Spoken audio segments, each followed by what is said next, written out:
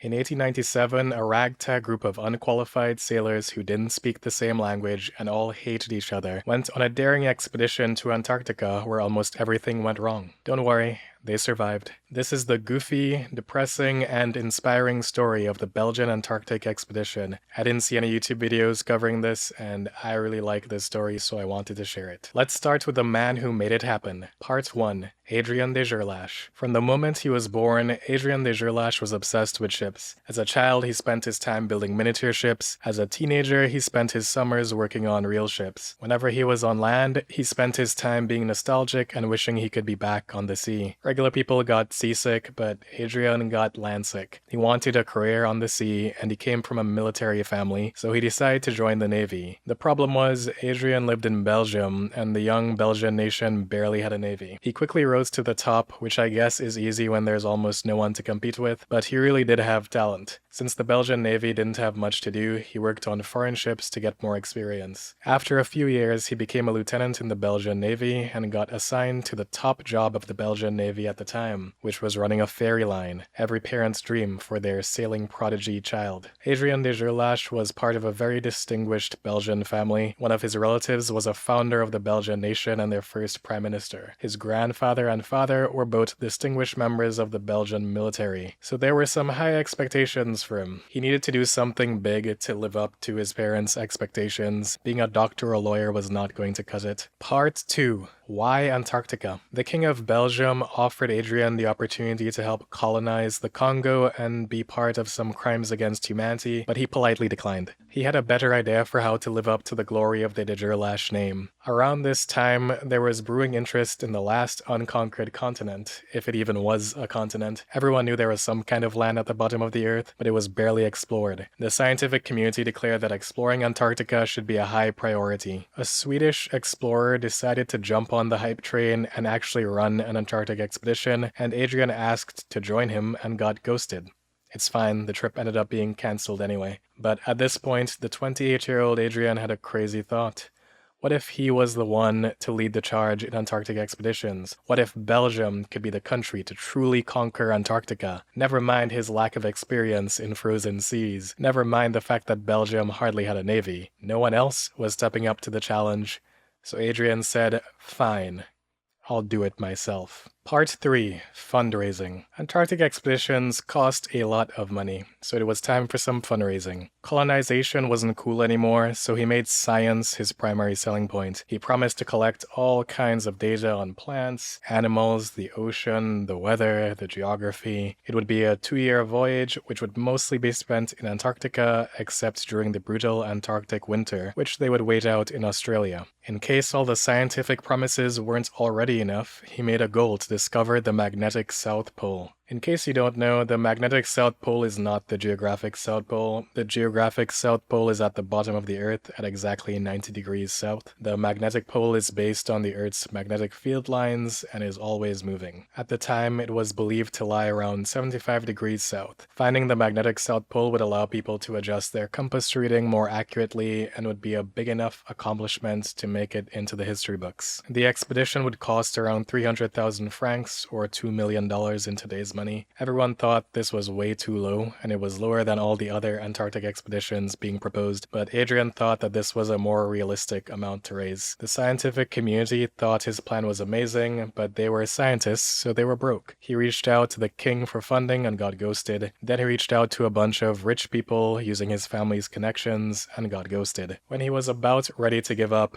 Belgium's richest man decided to give him 25,000 francs, and then all the other rich people who didn't want to feel left out also donated. 1 year later, even though he had gotten some money, he still didn't have enough to buy a ship. Things weren't looking great, but then he turned to a fundraising strategy that was ahead of its time. He would start a Patreon and crowdfund directly from the people. He told all of Belgium that they could donate, and the donations started pouring in. Adrien's supporters also organized concerts, lectures, and competitions to raise more money for him. In the end, he had 2,500 patrons and raised 115,000 francs. Now Now that it was trendy to be supporting this guy, the government jumped in and gave him 100,000 francs. Now the whole country was invested in his success and had some really high expectations for him, on top of his family's expectations to live up to their legacy. I sure hope he doesn't make really bad decisions later on because of the weight of all these expectations. In summer 1896, he bought a ship in Norway for 70,000 francs and named it the Belgica. He then modified the ship in various ways to better survive the Antarctic journey.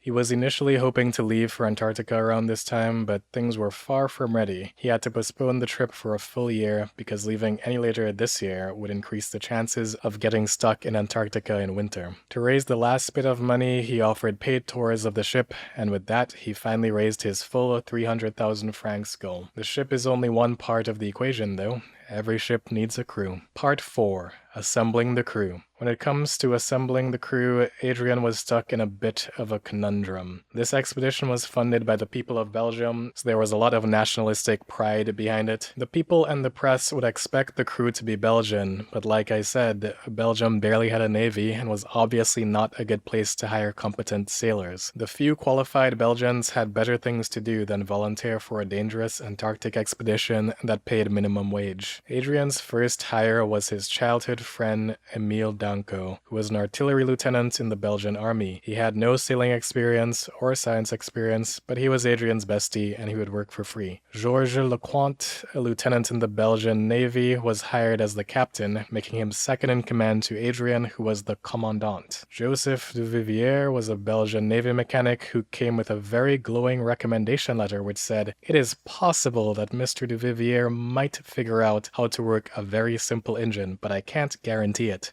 He was hired. Louis Michaud was a Belgian who said his main qualification was his skill at fencing. He was hired. Jean van Mierlo was a Belgian who lied about having sailing experience and applied so he could dodge military service. He was hired. Adrien eventually gave up on trying to keep everyone Belgian and started hiring internationally. Albert Lemonnier was a French cook who liked getting drunk and insulting everyone. He was hired. When it comes to polar expeditions, Norway was known as a good place to hire competent sailors, so Adrien hired a few Norwegians who had been on Arctic expeditions before, making the Norwegians more competent than the Belgians on the Belgian expedition.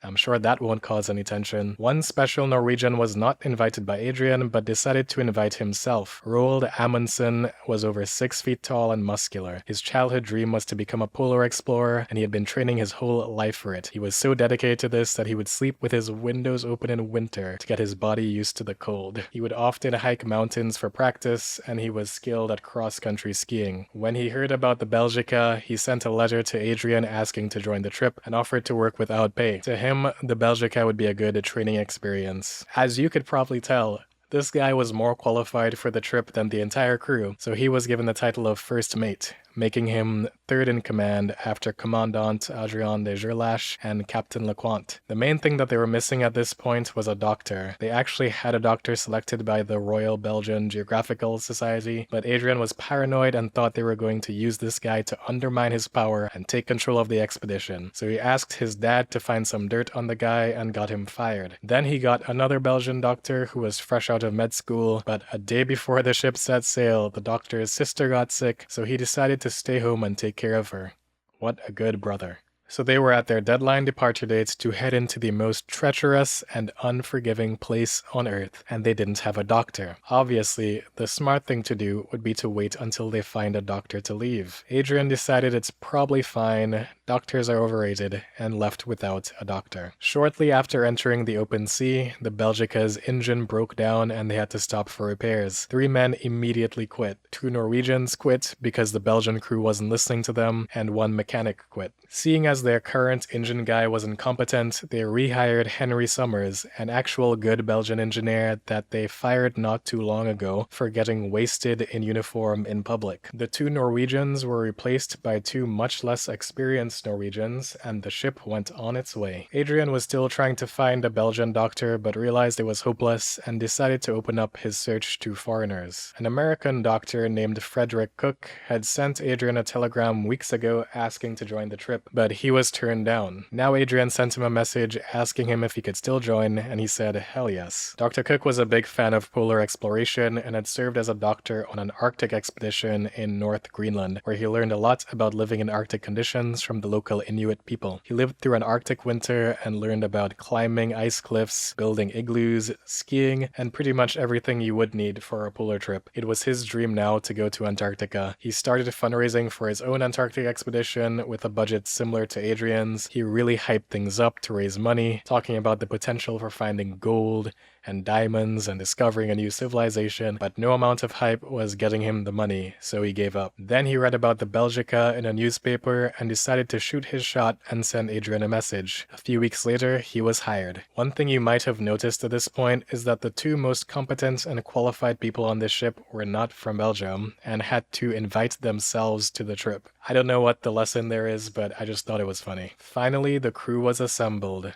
13 Belgians, 10 foreigners, and 2 cats. But then there was a storm that made everyone seasick, and Captain LeCointe got angry at a cat and threw it overboard, so make that 1 cat. Part 5. Rocky beginnings. Early on, there were signs that the crew might have some discipline problems. Jean van Mierlo, who was shoveling coal for the engine, got tired, threw down his shovel, and started crying. He then jumped up on the side of the ship and pulled out a gun. It's unclear if he was planning to shoot the rest of the crew or himself, but they tackled him before we could get the answer. Because of how understaffed they were, this man was allowed to continue working a few days later. The fact that this guy was Belgian made him even harder to fire, since Adrien didn't want to look bad in the newspapers back home for firing a fellow countryman. He was also just a very chill dude and didn't want to be a harsh leader. Captain LeCointe would be the bad cop for him, roasting people when needed. The Belgica stopped off in Brazil as they continued their journey. They had a few Brazilian officials on board who were wishing them well when Duvivier, the incompetent Belgian engine mechanic, stumbled onto the ship drunk,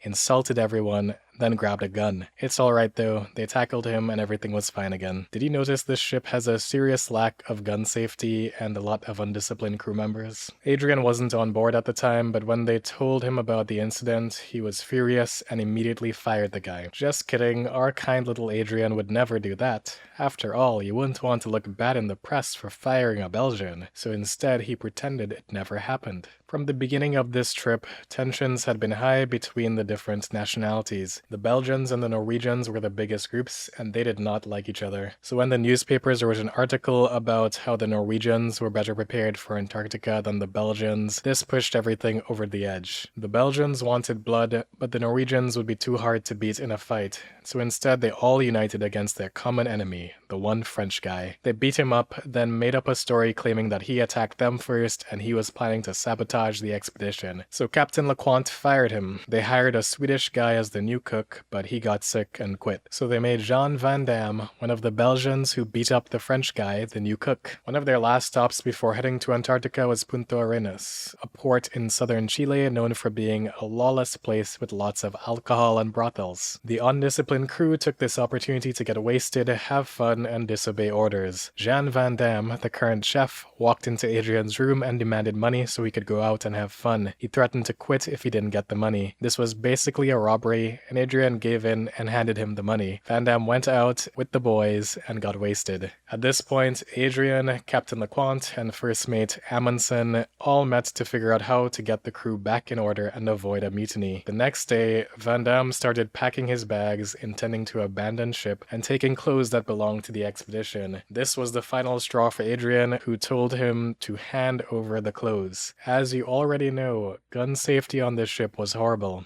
Adrien was also aware of this and knew that there was a risk of a deadly fight happening, so he called the Chilean army for backup. With the army on board, everyone relaxed just long enough for Van Damme to grab a gun and walk straight to Adrien's room. He threatened to publish his diary of everything that happened on board, which was an effective threat because for Adrien, looking bad in the news was a fate worse than death. So Adrien gave him some money to help keep him quiet before throwing him and 3 other Belgians off the ship. It was a waste of money, because the guy went straight to the press anyway. There were now more foreigners than Belgians on the Belgian Antarctic expedition. The crew was down to 19 men. Once again, they had no chef, so Louis Michaud, who had no cooking skills whatsoever, was assigned as the new chef. Finally, after getting rid of the undisciplined crew members and buying all the supplies they needed, it was time to set sail to Antarctica. They left the coast of Argentina, ready to finally make their dreams come true. Then they ran straight into a rock and got the ship stuck. They tried everything to get the ship off the rock. They ran the engine at full capacity. They moved cargo off the ship to lighten it. They tried some crazy maneuver with the anchor, but none of that worked. The ship was starting to lean over to the side and was now at risk of tipping over. They put some poles down on the side of the ship to try to keep it from falling. Things were looking pretty bad.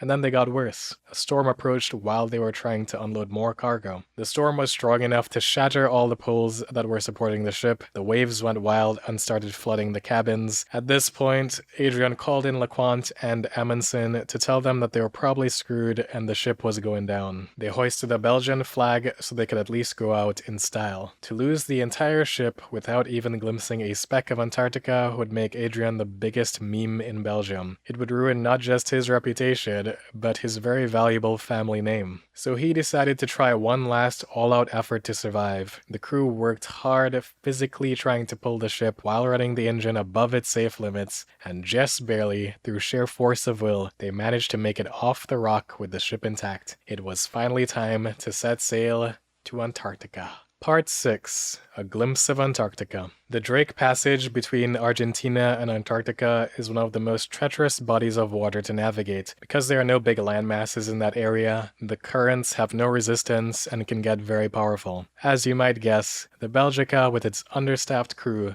of unqualified people, had a perfectly fine time sailing through the Drake Passage. The first piece of land at the top of Antarctica is a group of islands called the South Shetland Islands. They were sailing around here when they saw their first iceberg. Everyone came out to look at the true beauty of frozen water. And then there were a couple more icebergs, and it stopped looking beautiful and started looking scary. Soon they were in an iceberg minefield in the middle of a storm with low visibility. The waves got high enough to start flooding the ship, and there was something clogging the space where the water should have flowed out. Someone needed to remove the blockage. One of the Norwegians, Wienke, was the kind of guy who liked to volunteer for dangerous tasks, so he went to the edge of the ship under the railing to push the blockage out. Right then, the ship had to swerve hard to avoid an iceberg, and a giant wave hit the ship. When they caught their bearings, Wienke was gone.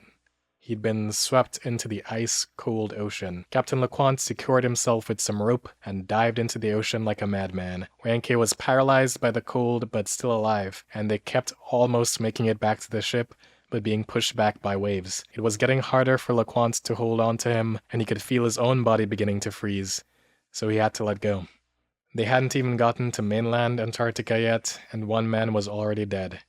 All they could do was keep moving forward. Part 7. The Wonderland of Antarctica. One day later, they finally made it to the promised land, mainland Antarctica, a world of mountains and land covered in snow. Since much of Antarctica was uncharted territory, they quickly started making new discoveries. They were discovering islands, coasts, and even new species of plants and animals. Their biggest geographical discovery was a new water channel. They loved penguins so much that they kidnapped 3 of them and brought them onto the ship as pets. 2 died immediately, so they had 1 pet penguin called Bebe. These early days in Antarctica were definitely the honeymoon period. Everyone was having a great time, their eyes glimmered, they were living the dream. Soon these golden days would be forgotten and the expedition would become a struggle for survival. But for now, we'll let them have some fun. One problem was that checking coordinates was hard in the foggy, overcast weather. LeCointe came up with a method for checking their coordinates that would require hiking a nearby mountain. The men decided to try it out and soon realized that hiking an icy mountain is really hard and dangerous. A lot of Antarctica is covered in snow. The problem with that is you don't know what's beneath the snow. Is it land?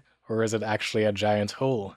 Well, as Danko would find out, sometimes it's a giant hole. He fell straight through the ground while walking with Adrien, but Adrien used his lightning-fast reflexes to grab him just in time. They were sane people, so once this happened, they decided to give up and head back down. On the other hand, Dr. Cook and first mate Amundsen were not sane people and decided to continue hiking to the top of the mountain, not even to check for the coordinates anymore. They didn't even bother to take the equipment for that, but just for pure glory. They made it past the chasm that caused Adrien to turn back, and made it to a peak, though not the highest one. Everything was great, and then the fog came in, making it impossible to see the path back. And could you guess what happened next? Cook fell through the snow into a hole. Luckily, he was tied to Amundsen, who was strong enough to pull him out. Not long after, the universe gave Cook an opportunity to return the favor. This time, Amundsen fell through the snow and Cook pulled him up. Normal people would have this experience and say something like, hiking in Antarctica is really dangerous. We should not do that again. But the literal words from Amundsen's diary that day were, I hope there are more of these wonderful trips to come. This was the beginning of the greatest Antarctic bromance of all time. Cook and Amundsen both admired each other, and I guess taking turns with trust falls really solidified their bond. They spent the night coming up with new product ideas, like a new tent design that would have better wind resistance. They both intended to go on more polar expeditions after the Belgica. Cook had more polar experience from the Arctic expedition he did, and Amundsen was eager to learn as much as he could from him. From that day on, they would be besties. Part 8. It's a Trap. Winter in Antarctica is a scary thing. There are months without any sunlight and the lowest temperatures imaginable. No one had ever spent a winter in Antarctica, and no one wanted to. This meant the Belgica had a strict deadline for when they had to leave Antarctica for winter break before returning again.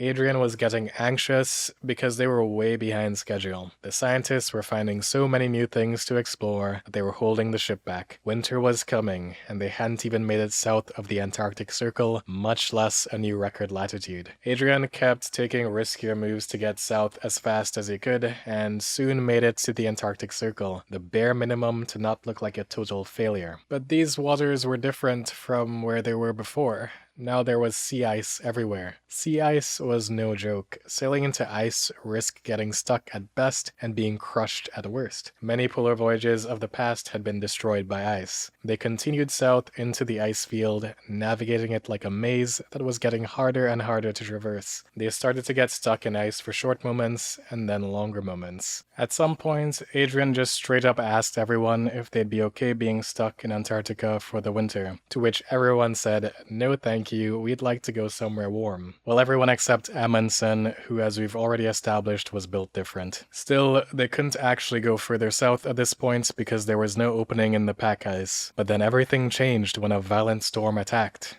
breaking the ice and creating an opening. It was now or never. They could sail south into the ice in hopes of making a new record and discovering new land, or they could play it safe and turn around. If they got trapped in the ice, they could be stuck for years, and that's only if the ice didn't crush the ship and leave them stranded. As the storm got worse, they couldn't stay in place anymore. They had to pick a direction to go in. There was a lot for Adrien to think about. If he did turn around, then they'd need to extend the expedition to 3 years instead of 2 years to achieve their goals. But they were also running low on money, so there was no way they'd be able to do 3 years anyway. Besides, when they stopped off in Australia or wherever for winter break, how many men would abandon ship because they'd already dealt with too much? Would he even have a crew left after the winter break? They had made some scientific discoveries and found some new land, but Adrien thought he hadn't done enough to bring glory to Belgium and live up to the high expectations of his family name. If he didn't do something crazy now, he might never achieve anything great with his expedition. Getting trapped in ice would solve all of his problems. It wouldn't cost any money, and the crew wouldn't be able to desert him. They would be the first people to spend winter in Antarctica, and it would be an epic story for the newspapers back home. After all, a lot of explorers got their money and fame from books about their journey. The more pain and suffering in the journey, the better, since that was better clickbait. In short, he did it for the content. Thanks, Adrien. He told Captain LeQuant the plan, and without the permission of anyone else on the ship, sent them south, straight into the ice. Everyone else thought they were going there temporarily to avoid the storm. They didn't realize they had just moved into their new home. They struggled to make it a little bit further south into the pack ice until they couldn't move anymore. There was no way out. They were now trapped in ice. Part 9. Winter is coming. Remember when Adrien asked everyone if they were okay with wintering in Antarctica and they said no? Then he proceeded to get them stuck in the ice so they were forced to winter there? Pepperidge Farm remembers, and the crew were not happy about that. Adrien and LeCointe tried to calm things down by giving them false hope that they could escape. They made up fake coordinates to pretend that the ice was pushing them north and they'd be able to escape soon. In reality, the ice was pushing them south, further into the pack. Remember that pet penguin? It just died. I guess even the penguin knows that wintering this far south in Antarctica is a bad idea. The only thing they could do now was dig in and prepare for winter. They built a snow wall around the ship to keep the cold wind out and started organizing their supplies. The scientists used this opportunity to do more science, researching what kind of sea life lived below the ice and discovering even more new species. They built huts on the ice for doing astronomy and meteorology research. They recorded things like the ocean temperature, air temperature, and snowfall. As the first to winter in Antarctica, they would be getting some never-before seen data. The one thing that everyone looked forward to was the Southern Lights. Lots of people had seen the Northern Lights, but few had seen the Southern Lights. A week after getting stuck, the lights revealed themselves, and they were beautiful. Dr. Cook decided that he could use some solitude and took a walk on the ice until he found a good spot to lay down in his sleeping bag and stare at the sky. Meanwhile on deck, Captain LeCointe was looking through a telescope pointed at Jupiter. The eclipse of one of Jupiter's moons would happen soon, allowing them to set their chronometers and find the ship's longitude. He looked out onto the ice for a second and noticed a seal shaking around in the ice not too far from the ship. Hunting was a popular hobby on the ship, and LeCointe went for his rifle to get the kill. Meanwhile on the ice, the seal, aka Dr. Cook, realized that his sweat had frozen solid and his head was now attached to his sleeping bag. He could barely move without causing pain, but if he stayed still, it wasn't too bad. So he decided to just lay down looking at the night sky and sleep. LeCointe was ready to shoot the seal, but he had to catch the eclipse first, and he was so happy at being able to set the chronometer correctly that he decided not to kill the seal and put his gun down. Later that day, LeCointe and Cook realized that the captain was this close to killing the only doctor. If I had to use one word to describe life on the Belgica as winter approached, it would be constricted. Every day there was less sunlight, meaning less time to go outside and do things. The men weren't allowed to go more than a few miles away from the Belgica because it was unsafe. The ice was constantly shifting, so if you walked too far away, the map might change completely, making it impossible to find your way back. They were busy initially with setting things up and preparing for winter, but that was mostly done, so there wasn't much to do. The scientists had been doing research, but that was getting harder because a lot of the instruments stopped working at super low temperatures. All of this was in addition to the fact that being outside in the freezing cold, high wind, and decreasing sunlight was just not a fun thing that anyone wanted to do. So the men were mostly confined to the ship,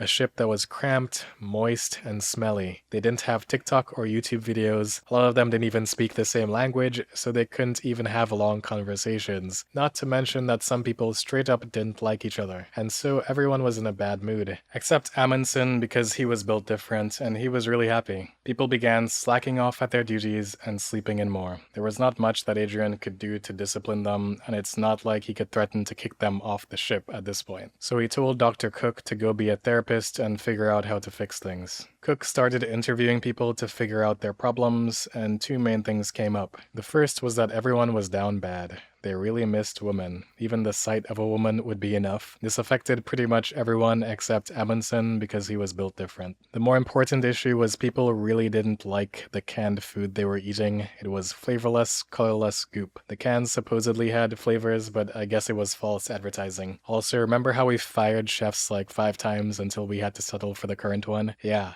He sucked at cooking. Everyone hated the food, except Amundsen because he was built different. The men were so desperate for a change in food that they tried penguin meat, but Chef Michaud messed up so bad that everyone hated it and vowed to never eat penguin meat again. Except Amundsen because he was built different and thought it was delicious. Another sign of the coming winter was that the animals began to move away. The whales and penguins were all going north for the winter, leaving the men all alone as the only living things in this area. To try to prevent everyone from getting depressed depressed, Adrien made a holiday calendar with holidays from every country on board, birthdays, and pretty much anything he could think of. There was at least one holiday a week where they would pop champagne and celebrate. Even though life sucked, there was at least something to look forward to. Rakovica, one of the scientists, started a daily cartoon making fun of things that happened on the ship, and especially making fun of fellow scientist Arktowski. Cook tried really hard to get people to stop being so down bad because he thought it would be unhealthy for them to keep focusing on something they weren't going to get anytime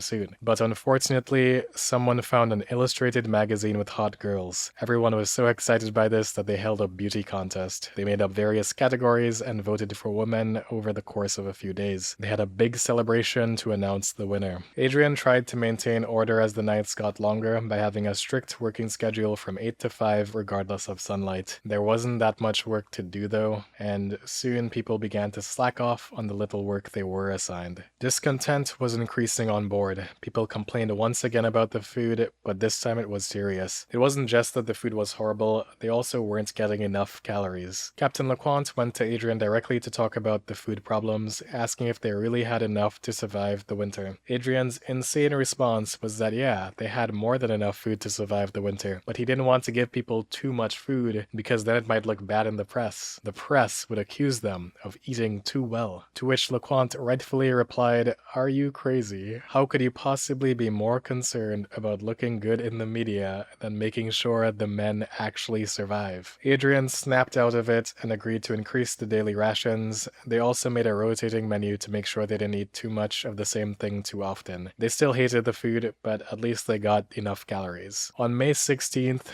the sun went down and would not come back up for 70 days. The long night had begun. Part 10. The Long Night. After the sun vanished, everyone got depressed. They could hardly leave the ship, there wasn't any work to do. They already shared the same stories with each other multiple times, so there wasn't anything new left to say. They were tired of seeing each other and not having a private place to escape to. Adrien, who had a private cabin, became reclusive and spent most of his time alone in his room, being sad and doing nothing. Even though they had permanent darkness, lots of people had trouble sleeping because of all the noise. There was the sound of ice cracking and crashing together, and the sound of rats squeaking. Did I mention there were a ton of rats that boarded the ship in Chile? The sound of ice cracking wasn't just annoying, it was also scary. If there was enough pressure, the ice could easily squeeze them until it crushed the ship, and there was nothing they could do about that constant threat. One day, some ice smashed together and created a ridge, essentially an ice wave, which quickly grew to be as high as the ship. It then began moving straight towards them and rammed the hull hard enough that the ship was now at an incline. The ship was still intact, but there was a constant fear that at any moment the ice could destroy it. Dr. Cook was the only one on the ship with lots of things to do. He wasn't just the expedition's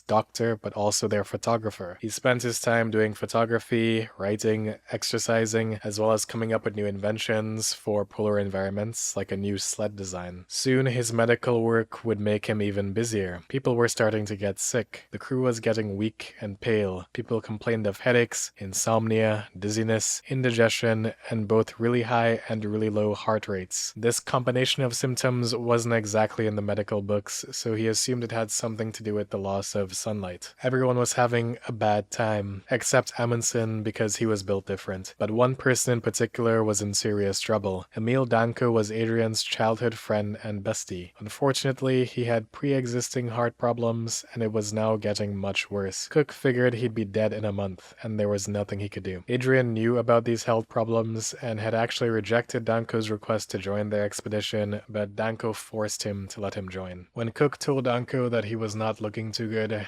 Danko took it surprisingly well. He said these last few months had been the best of his life, and he was optimistic, thinking he'd recover and be fine. He did not recover. He was not fine. A few weeks later, he was on his deathbed. The crew played a card game next to him and included him in the fun. Danko was cheerful and friendly. He said he was feeling better, but in reality he was on the verge of death. Everyone gathered around him for his final moments. They shared their favorite memories with him to try to comfort him. His final words were, "I feel better, thank you." Adrien had lost his bestie, the one person he could be himself around and confide in on this ship. The next day, they flew their Belgian flag at half-mast, and and carried the body out onto the ice. Adrien gave a eulogy, they found an opening in the ice and dropped him in, allowing him to sink to the bottom of the Antarctic Ocean. Having a crew member die made everyone even more depressed and demoralized. Everyone started wondering who would be next. The answer was their pet cat. At this point, people weren't just in a bad mood, they were starting to lose it. One afternoon, 4 long screams were heard. 3 men heard the screams and went looking for the source of it, but they didn't find anything. Even worse, other men who were awake said they didn't hear anything. This was either a silly prank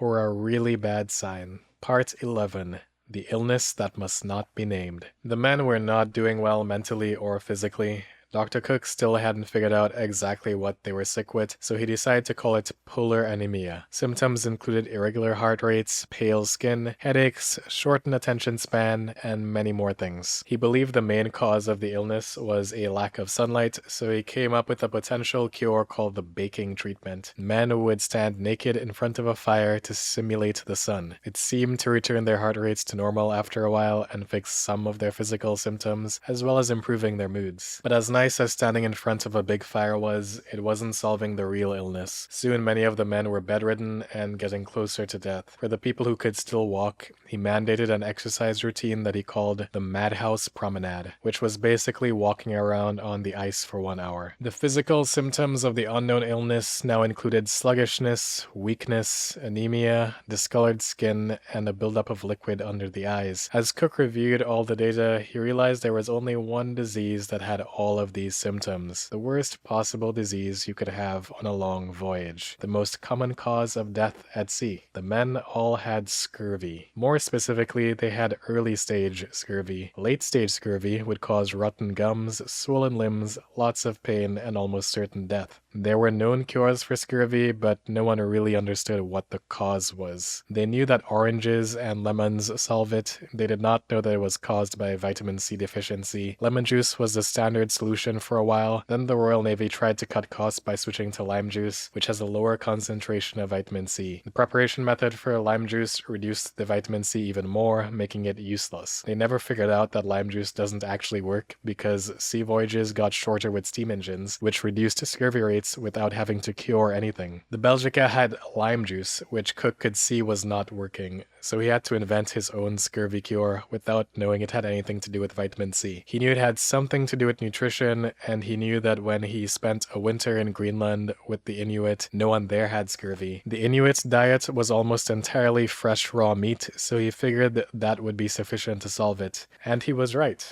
Most meat contains vitamin C. He prescribed a daily diet of penguin meat. He recommended cooking it as little as possible to keep it similar to the Inuit, which was a good idea because excessive cooking would break down the vitamin C. Most men did not want to go near penguin meat ever again, so they didn't follow the doctor's orders. Amundsen, on the other hand, ate penguin meat completely raw because he was built different. Adrien refused to eat penguin meat, saying that lime juice was what the Belgian Navy used to cure scurvy, so it should be good enough for them. And a lot of the crews said if the commandant isn't eating penguin meat, then we don't have to either. Soon the results spoke for themselves. People who ate the penguin meat got better, and people who didn't got worse. While everyone else was trying not to die, Cook and Amundsen continued their bromance. They both had dreams of doing more polar exploration after this trip and bonded over that. Cook wanted to tackle the South Pole, and Amundsen wanted to be the first to sail through the Northwest Passage. They thought up new designs for travel equipment, tents, and winter clothes. They talked about how there could be a massive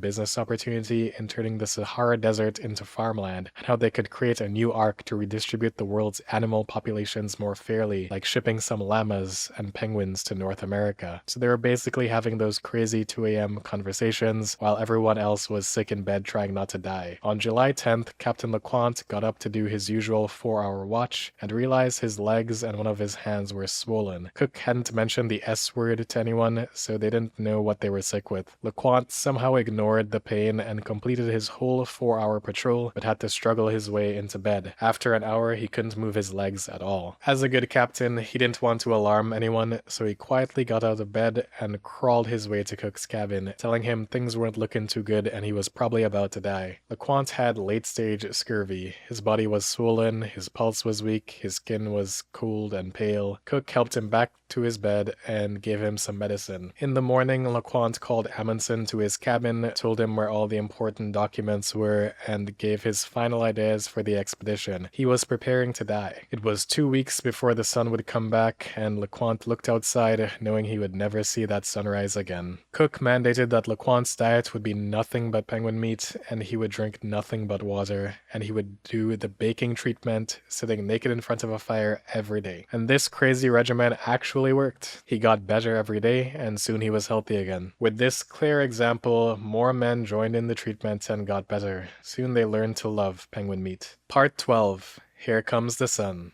On July 22nd, Cook, Amundsen, LeCointe, and Adrien hiked to the top of a nearby iceberg. The sun would rise the next day, but they wanted an early preview. They climbed high enough that at noon they got a brief glimpse of the big flaming ball of fire. This gave all of them a renewed energy. From now on, each day would be 20 minutes longer. The sun had returned. Summer, and hopefully freedom from the ice was coming. For the first time in months, the men could actually see themselves in the mirror, and unsurprisingly, they all looked horrible. They were mostly men in their 20s, and quite a few of them had gone gray. They had aged 10 years in 2 months. People got haircuts to try to look somewhat respectable, and everyone slowly got back to work after being confined for so long. The scientists got back to taking measurements and collecting specimens.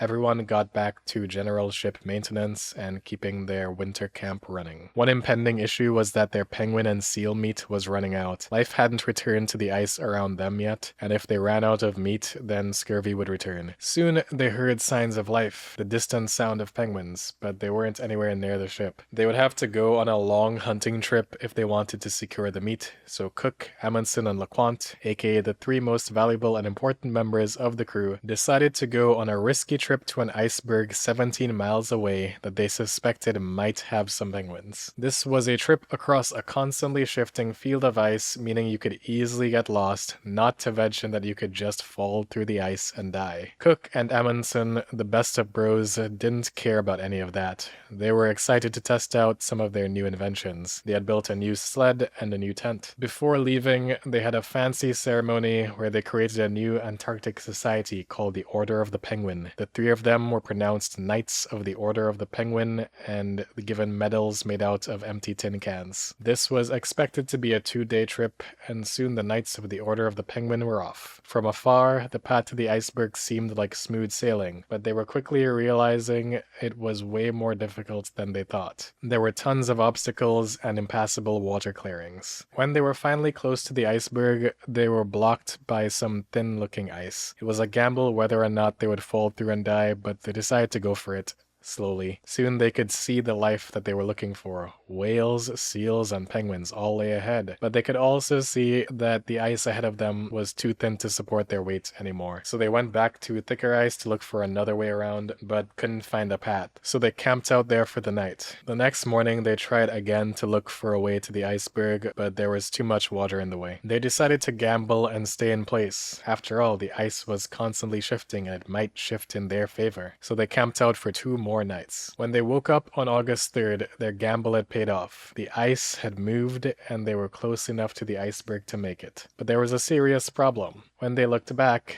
they couldn't see the Belgica anymore. The pack was filled with new impassable waterways, and they didn't have a boat with them, so they might not have any way back to the ship. They immediately gave up on finding the penguins and started the journey back. They couldn't rely on landmarks because landmarks shift with the ice. All they could do was use their compass and hope for the best. They could barely see anything with the fog, but they kept going. The ice was moving as they moved, and eventually they found themselves trapped on a piece of ice 20 meters wide, surrounded by water. There was nothing they could do but pitch a tent and hope for the best. But on the bright side, they were surrounded by whales and seals, so they found some life after all. In the early morning, there was a violent crack that split the ice within a few meters of the tent. They wouldn't be able to last much longer on the current ice flow, so they found one nearby that they could jump to. They set up camp again, but they were running out of supplies. This was supposed to be a 2-day trip, and it had been around 5 days already. When the fog finally lifted the next day, they cried tears cries of joy because they could see the faint outline of the ship. Later that day, they saw men approaching on the ice across the water. A rescue mission had been sent since they were gone for so long, but there was still no path for them to get off of the ice floe. They had to camp on the ice for yet another night and woke up to a horrifying sight. They were surrounded by even more water. They were now drifting around. Men came again to try to help, but there was no clear path and nothing to be done. At this rate, the Knights of the Order of the Penguin were going to die of starvation and dehydration right in front of their fellow crew. But Lady Luck decided today wasn't the right day for them to die. The wind shifted and the ice started moving towards the ship. Once they were close enough, they abandoned the tent to stay light, used the sled as a bridge, and crossed onto the firm ice that the crew was on. Thanks to this little adventure, all expeditions out of sight of the Belgica were now banned. Part 13. Why won't the sun save me? On the morning of August 7th, Van Mierlo wrote a note and handed it to another crew member called Max. The note said, "I can't hear, I can't speak." Max thought this might be a silly prank, but soon got concerned. Cook looked at Van Mierlo and found no physical problems. Within a week, he was able to speak and hear again, and his first words were that he wanted to murder the chief engineer as soon as he got a chance. Elsewhere on the ship, people were starting to get symptoms of polar anemia again. Adrien had serious headaches, other crew members had swollen legs, really high or really low heart rates, and a few men were bedridden. Some of the men clearly had scurvy-related problems, the few men who continued to resist eating penguin meat, but scurvy couldn't explain everything. Even people who ate penguin meat every day were getting symptoms. Another crew member called Adam had gotten extremely paranoid about every sound. The temperature had begun to rise as the sun came out, but on August 8th, things turned around. That day was the lowest temperature they had experienced so far. It was so cold that eyelashes froze and breathing was painful. They were all stuck in the ship again, and the Belgica was more solidly frozen in the ice. The sun was supposed to save them, but somehow things were getting worse. Cook came to an important conclusion during this time. They absolutely needed to get the ship out of the ice this summer. If they stayed for another winter, many people would die. If the ship got crushed and they had to escape on lifeboats, many people would die. Adrien and LeCointe were currently leaving everything up to fate. Either the ice would free them or it wouldn't, but Cook told them that they had to take things into their own hands or they were all dead. The reason Adrien and LeCointe weren't that worried is because they had an insurance policy. The ship was loaded with half a ton of explosives for the sole purpose of escaping ice if they got stuck. They would be fine if the ice didn't free them on its own. In early September, LeCointe conducted an experiment with the explosives, or rather he intended to conduct an experiment but realized that a lot of the explosives had been damaged by the temperature and no longer worked. He was able to find some good ones and ran the experiment with those. They prepared for a big explosion, but what they got instead was a small flame and some smoke. LeCointe tried again with 500 sticks of tonite, which was enough to blow the Belgica up, and once again, it just burned a fire, melted some snow, and that was it. He figured it might just be the cold, and put 160 sticks of tonite under his bed at night while he slept to warm them up. He tried again the next day, and it failed once again. So now it was clear that explosives were not going to free them from the ice. They really had no choice but to leave their lives up to fate. This made the already depressed and demoralized men feel completely helpless. On the bright side, the penguins were back, so they could replenish their meat supplies. In late September, the temperature increased again and the pack ice began to break up. They were going to be freed by fate after all. They did another experiment with the tonite explosives, and this time they actually went off properly, though they still didn't do much damage. The warm weather continued in October and things were looking up. The Belgica was still stuck in ice, but the ice around them was breaking up. It was only a matter of time. The structures they built were disassembled as they prepared the ship for departure. But in the second half of October, fate changed its mind. The temperature started dropping, water froze again, and it began snowing for 25 days straight. There was not a drop of water in sight. They expected to be free by mid-November, but when that time came, it was obvious that they weren't going anywhere. Part 14. Summertime Madness. On November 16th, the midnight sun began. There was now permanent daylight. People celebrated with music and drinks. Cook and Amundsen, the bros, went on a skiing and photography trip. Everyone was happy again. And then they remembered how annoying annoying the sun was. There was no shade outdoors, so the sun was constantly on them. The reflection off the pure white snow was blinding. It was difficult to sleep because there was nothing thick enough to block the sunlight from their bedrooms. Cook was hoping the return of the sun would solve all the mental health problems, but that didn't happen. For one man in particular, things got much worse. Adam Tollefson was going insane. He was extremely paranoid and hid from other crew members. He was confused about where he was and said he had no memory of boarding the ship. Adam stopped speaking as much and did his work very slowly. They gave him a shot of brandy after a long trip, and he ran to Captain LeQuant saying that Cook and Amundsen were trying to poison him. They gave him some buttered bread, and he calmed down and went to his bed. Shortly after, he appeared again in the kitchen behind Cook and Amundsen in his underwear, staring blankly into space. He would be a constant source of stress from this point forward because you never knew where he was, what he was thinking, and what he might do next. Summer solstice came and went on December 21st, and the ship was still stuck in ice. Fate was not on their side. Part 15. A New Hope. Summer was about to end, and the ice wasn't breaking up. There was pretty much no hope left for escape this summer. Adrien, LeQuant, and Amundsen all believed that there was no way the ship was getting out right now. The only thing they could do was prepare for yet another winter on ice. Dr. Cook found this unacceptable. He of all people knew that many of them would die if they wintered again. He thought the others weren't taking things seriously enough and got angry. He demanded that all other work stop until they came up with an escape plan. They looked at him like he was crazy. There was obviously nothing they could do to get out. A few days later, he went to Adrien with a crazy idea. There was a water clearing 400 meters away, so they just needed a path to it. They would dig trenches in a V formation from the ship to the clearing, and they would pour some soot into the trench so it would absorb more sunlight and melt faster. The ice in the trenches would get weak enough that the next storm would break the ice off and free the ship. There were a lot of problems with this plan. The sun was generally low in the sky and wouldn't be at the right angle to heat up the trenches, and soot probably wouldn't absorb that much heat anyway, and the walls of the trench weren't airtight, so the heat would be lost. In short, this plan was almost certainly not going to work. But Cook was tired of them doing nothing. Anything was better than doing nothing. And Adrien agreed. Some kind of action was better for the crew's morale than sitting around and doing nothing. And so the plan went into motion. They started digging on January 7th. LeQuant tried the explosives again, and this time they actually made quite a bang, with ice flying everywhere. On further inspection, though, all it did was make a small hole in the ice that quickly froze again. The main work would have to be done manually. They began digging into the ice with pickaxes and shovels. They worked for a week, seemingly making progress, but as the sun got weaker, new ice was forming to replace what they removed. This wasn't going to work. One good thing came out of this failure, though. It was inspiring.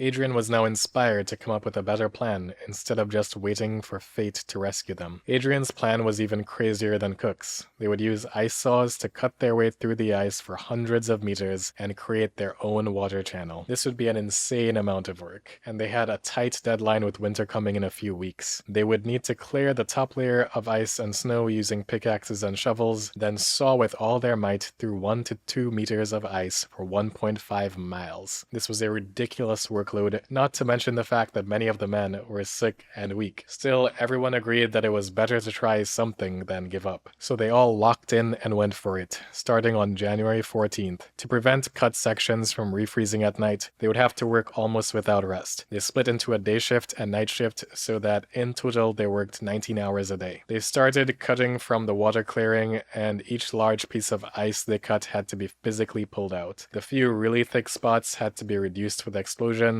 but other than that, everything was smooth sailing. They cleared out 60 meters a day of the intended 700-meter long canal. This was all a lot of work, the most work any of these people had ever done. But instead of being depressed, people were in a better mood than ever. All of the conflicts on the ship evaporated as everyone united for a common goal. Instead of getting weaker with all this work, the men actually got healthier. They were eating a lot more now, including a ton of penguin and seal meat. More importantly, they finally had hope. They had a purpose, something meaningful to do. On January 20th, the canal was halfway done. One day later, the midnight sun was gone. Daylight would be decreasing rapidly, so it was a race against the clock. As they got closer to the Belgica, they were now sawing through all the trash they'd accumulated over the past year. They had to saw through all their tin cans, animal carcasses, and all their sewage. It was a swamp of garbage. At this point, they were almost done. Adrien's crazy plan was actually going to work. Part 16.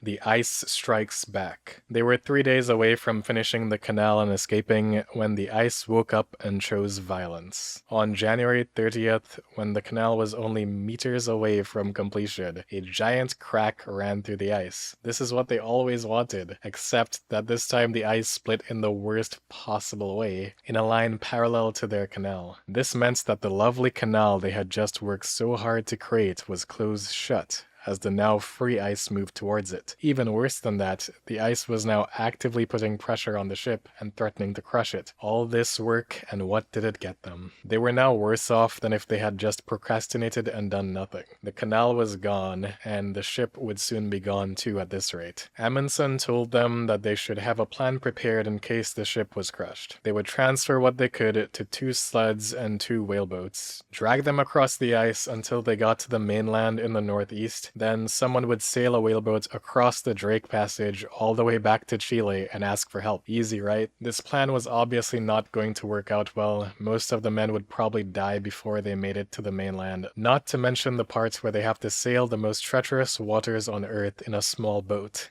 It's not like there was any better idea, so they agreed to it. They began to prepare all the camping equipment they would need if this happened, and then they discovered that rats had eaten all of their winter clothes. Even with winter clothes, a trip across the ice was likely to kill them, but without winter clothes, it was guaranteed death. They had no choice but to escape Antarctica on the Belgica. The canal they dug to escape in was frozen over and completely gone by February 3rd. They had no choice but to winter there for a second year. There were 3 months of food left, so Adrien reduced the rations so the food would last all winter, supplemented by fresh meat. Adrien kept the men digging even though it was hopeless, because it was still better for their mental health than doing nothing. But it was getting more difficult to make any progress as ice kept forming overnight. They had to work even harder with less food. This was all going nowhere. Part 17, The Return of the Belgica. The men woke up to something unexpected, something they hadn't seen in a while. The ice was moving, and they could feel the ocean. This was good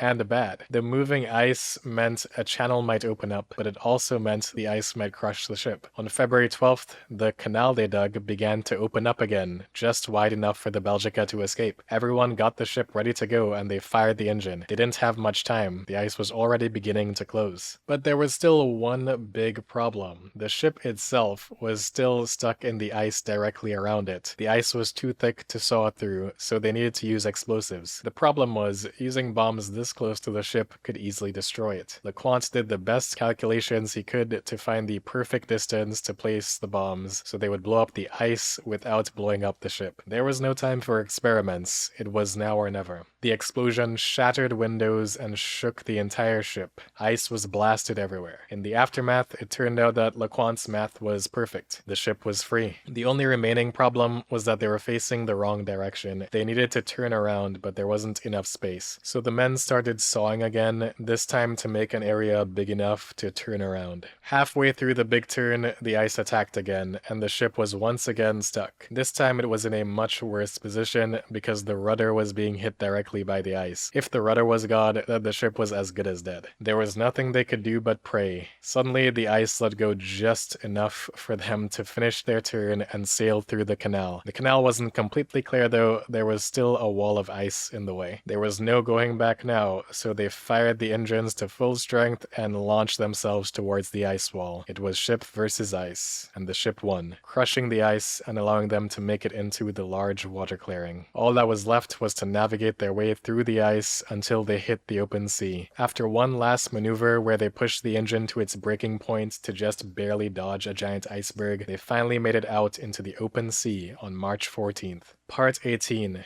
The Aftermath. Once they got back to civilization, the original expedition plans were thrown out the window. The expedition was over. They finally got around to naming the many places they had discovered. They made sure to honor the 2 deaths on their expedition. One of the islands was named Wienke Island, and a stretch of Antarctic coastline was named the Danko Coast. The strait they had discovered early on was named the Belgica Strait. Many other places were named after various Belgian people. Patrons these days only get their name at the end of a video. But One of Adrian's patrons got a whole mountain range named after him. Adrien was praised and celebrated upon his return. He spent the whole expedition struggling with the pressure of expectations, trying to live up to his family name, trying to make his country proud. But it turned out that his standards were much higher than everyone else's. They celebrated him as a national hero. He didn't make it to the South Magnetic Pole, but no one cared. They had discovered a ton of new land, collected a ton of scientific data, discovered new species of plants and animals, and were the very first people to winter in Antarctica. The King of Belgium named all the expedition's officers and scientists Knights of the Order of Leopold, which is the highest honor in the country. Months later, Lecointe sent a letter to Adrien, letting him know he was going to recommend they rename the Belgica Strait to the Gerlache Strait. After all that worrying about legacy and living up to the family name, Adrien would be the one to immortalize the family name on the map and become the most famous de Gerlache in history. He was battered after the trip and had to spend a year in the countryside recovering. He never went to Antarctica again, but accompanied some people on Arctic expeditions. Lecointe became one of the leaders of the Commission of the Belgica, the organization that would analyze and publish the expedition's data. They took 40 years to organize and publish the expedition's many findings. Adrien and Lecointe probably had the happiest endings. Adam Tollefson, the guy who went insane, never recovered. He was sent to a farming colony for the mentally ill and registered at the local asylum. He remained there for the rest of his life. Engelbrett Knudsen, one of the crew members,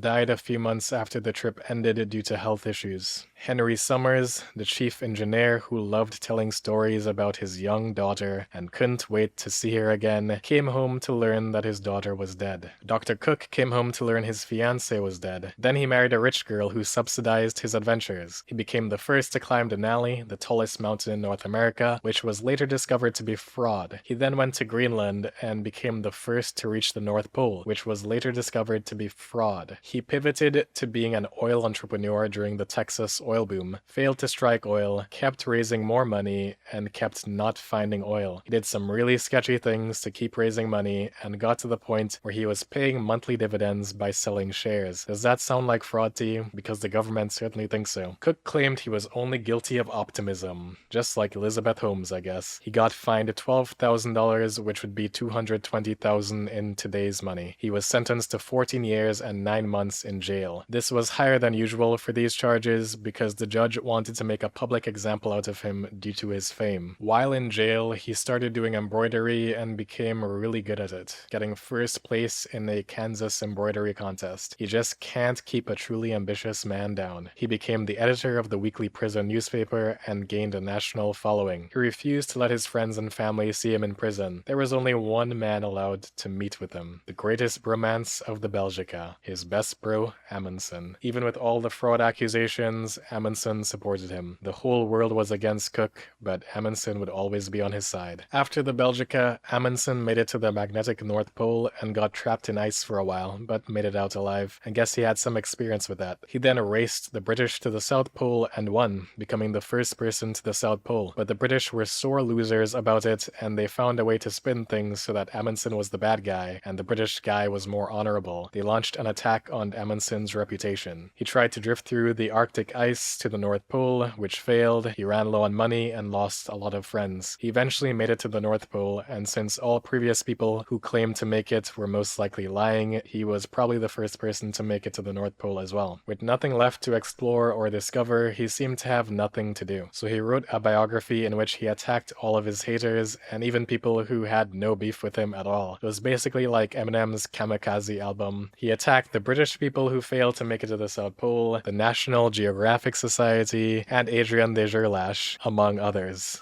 Diplomats trying to calm things down told everyone that Amundsen was going insane and not to take anything he said too seriously. To prove that he still had honor, Amundsen went on an Arctic rescue mission for one of the people he roasted in his biography. He headed north, and that was the last anyone saw of him. Cook got out of prison in 1930 at age 64. When asked in an interview what could have happened to his best bro Amundsen, he said, "You never know. That guy's hardcore enough to survive anything." So what's the moral of this whole story? If you're stuck in ice, start digging. The ice only helps those who help themselves. And also, don't commit fraud. Fraud is bad. Don't do it.